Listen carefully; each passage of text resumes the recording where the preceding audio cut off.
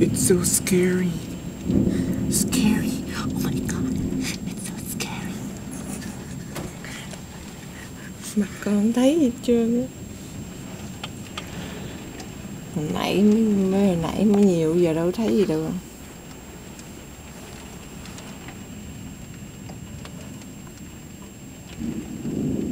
Ồ, có gió kìa.